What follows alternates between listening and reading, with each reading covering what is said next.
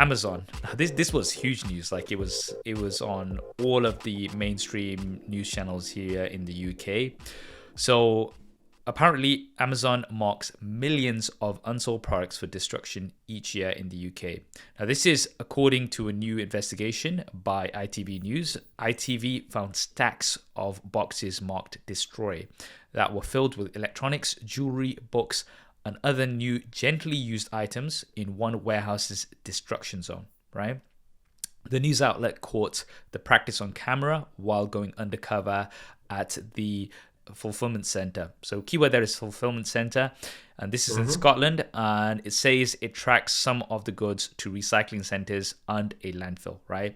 Now about 124,000 items at the center were labeled destroy during a single week in April. 124,000 items. Now, this is according to an internal document obtained by ITV News. Just 28,000 of those items were set aside for donations during the same period, and half of all of the stuff that were trash are things that people had returned, right? So these are talking returns and stuff. Now, this is from a former Amazon employee that told ITV. Now, while the other half were unopened and still in their shrink wrap. This is another ex-employee that's saying, right? Now, many third-party sellers obviously pay to keep their stock in Amazon's warehouses, and that's how the whole fulfillment thing works. But this was just insane, kind of seeing all these boxes, and some of the items. I mean, there was an occasional iPad, maybe a TV, but most of the items were it seems to me is mostly they were fulfillment items, right? So you know how you get lots of Amazon sellers, they might have, I don't know, things like light bulbs, maybe books and things that they're selling on these stores, right? So first, the first reaction, obviously, for anybody is, what the hell? Like, all of these items are going to waste. Obviously, they could go to lots of good use, right? Yeah. Whether they be to charities, whether they be to other centers. Now, Amazon has claimed, in Amazon defense, they have denied sending any products to landfills in the UK.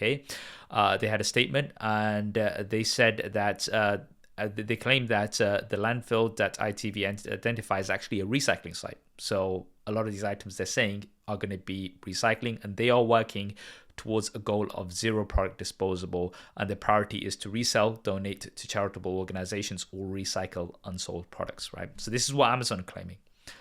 So there's a lot of things. Now, I want to see both sides of the argument here, okay? And I know some people are going to get angry with me probably in the comments on YouTube. But okay, so you have to kind of think of it from Amazon's point of view as well. I'm not defending them. I'm just kind of balancing the arguments here.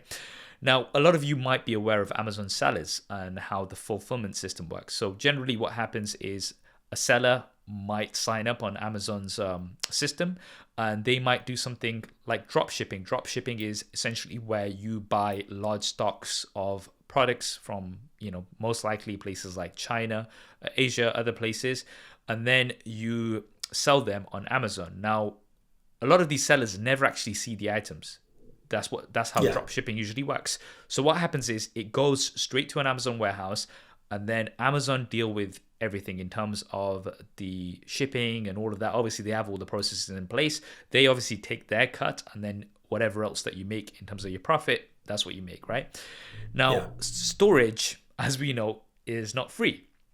So it costs money to store tens of thousands, hundreds of thousands, millions of these products, right?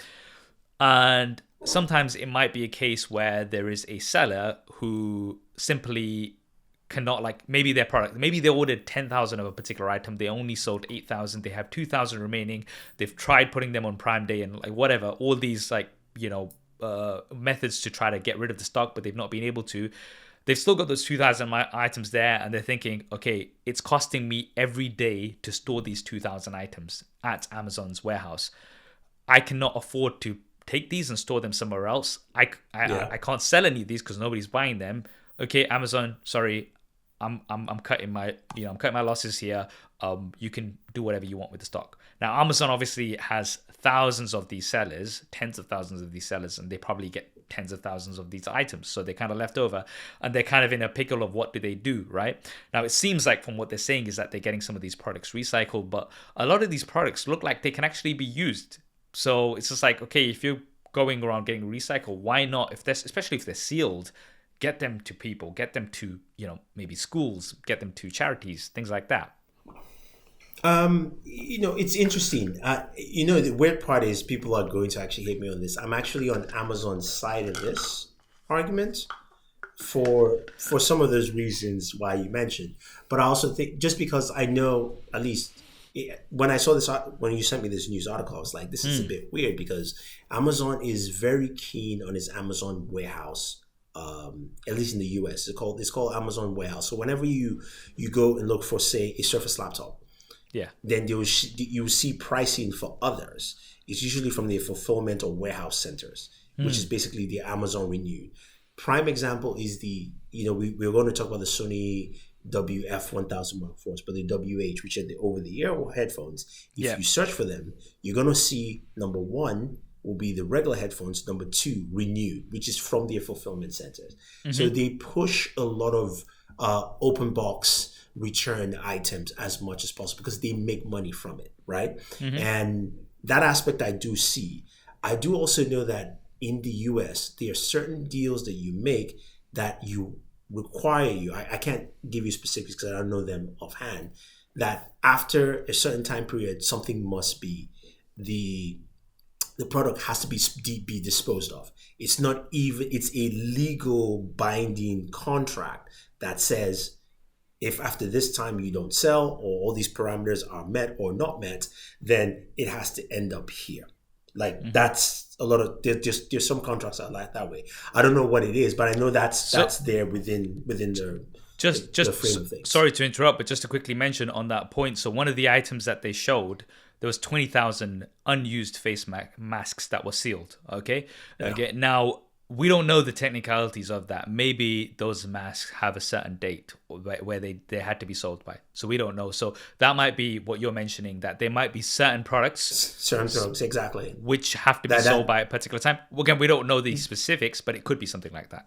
Yeah, it could be stuff like that. And to the last point of the recycling, that's also something I know that Amazon has been looking to get into for the last couple of years because the precious metals are really valuable for use in tech down the line. There's a reason why Apple loves the recycling program because they know very well they can get a bulk from their own customer base back to use, whether it's cobalt, nickel, things like that you're going to be using in smartphones, tablets, computers, and things like that. So for Amazon, if you are the largest seller in the world, that's a great business avenue for where you can recycle that stuff, sell it back to Samsung, sell it back to even Apple or anybody because you're like, we need this stuff. So that's why it goes to recycle centers because you're going, how much is the nickel in there worth compared to the device itself? That's a very good point because you know how obviously the first thing and I was looking through some replies on Twitter and stuff, people were going crazy saying, you're throwing this stuff away, give it to me. And like sometimes people kind of tell us, like they'll message from other countries and they'll be like, oh, Saf, like you've got this old phone, can you please send it to me? I'm thinking, even if I was to, I mean, this I'm what's that word? Contractually I got to that. I'm obligated not to sell that because I've agreed not to sell, and some of these items also say not for sale, right? So I'm not. Now, if I'm gonna ship it to somewhere like Nigeria, a lot of places, India, Pakistan, Bangladesh, wherever these places are, right? The cost of shipping and customs, all the rest of it, will be way more than the value of the phone. So then it's just like, what you're essentially asking me to do is, even if I ask you to cover the cost of the shipping and everything like that, you could just buy that phone there. So it doesn't make any sense. So this is the thing. So the initial sort of reaction when you see something like this is, what the hell? They're throwing away millions of items. Now, obviously, Amazon has said that these things go to recycle centers, right? Now, a lot of people like donations. Now, we saw that 28,000 items out of 100 and whatever thousand were donated to charities and things like that. But sometimes it might make sense, instead of Amazon just giving it away or just kind of giving it to whoever, right? They actually will be making money. It's a business at the end of the day. So they're thinking, okay, we've got these 100,000 items. If we recycle them, we're going to make X amount of money that we can then put back into whatever else, right? Or we can just give it away to somebody, which is firstly going to cost us to actually get those things out and all the rest of it. So sure, we can donate a certain amount of it, which is, 28,000. So say about 20% of it, we're going to donate it. But the rest, based on what it is, we're going to try to recycle and kind of regain some of that back into the business. So you have to look at both sides of the argument, is what we're saying. Yeah. I mean, I definitely agree. I think that's where a lot of people don't see the fact that it is a business, and it's for shareholder value, and also again it's capitalizing on what's available. And I am actually still happy at least it's being recycled. If this was just literally thrown into a landfill, that's where I have a huge problem, right? But if Amazon is saying, okay, if some of those deals are like, you got to dispose of this stuff, and Amazon's like, yeah, we dispose of it by recycling, I'm all for that, because at least they are trying to mitigate some of that environmental damage that's going to happen. Now, I do get it. I do agree with you that, it is nice to hear that it's being donated to certain places and things like that. But then again, we don't know what these devices are. It could have been, I don't know, what's a really old iPad that Apple doesn't cover anymore? It could be, because they also go with certain guidelines. It's like, if that device is, say, an iPhone 5, Apple still supports the iPhone 6s, if I'm not mistaken. So you're like, is it worth it? But the nickel is worth it. So Yeah, I mean, it's obviously a big complex matter, and I think the outrage initially came because of a shot that was in this video where it seemed to be a landfill, right? Now, Amazon is claiming that that's not a landfill, that's a recycle center, right? So again, we don't know the specifics, but this is what Amazon is claiming, and if that is true, then we somewhat understand. However, all companies can do more towards the environment.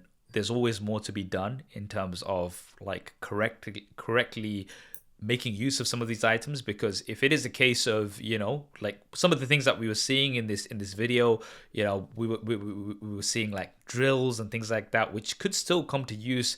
There does need to be a better system in place, but when you're dealing with such a big company and so many, like tens of thousands of sellers, millions of products, it's complicated, and you kind of have to see how much resources you're going to be spending to sorting all of that out, right?